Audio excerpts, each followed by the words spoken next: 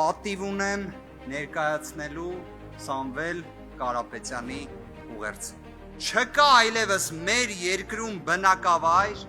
քաղաք ու գյուղ, որտեղ չիմանան մեր շարժման ու դրա բարի նպատակների մասին։ Չկա մի մարդ, ով տեղյակ չէ մեր առաքելությանը։ Մենք ձևավորում ենք սկզբունքորեն նոր քաղաքական ուժ, այսօր մենք ասում ենք բոլորին, Հայաստանը թույլ չէ, այն պարզապես ունի թույլ ղեկավարություն։ Մեր նպատակը Հայաստանի Հանրապետության, մեր տարեցների, մեր ժողովրդի, մեր երեխաների ու թոռների բարեկեցիկ ու ապահով ապագան է։ Ուրեմն առանց որևէ դադարի, վստահ քայլերով շարժվում ենք դեպի նոր 2026 թվական, որը պետք է հայ ժողովրդի վերածննդի սկիզբը դառնա։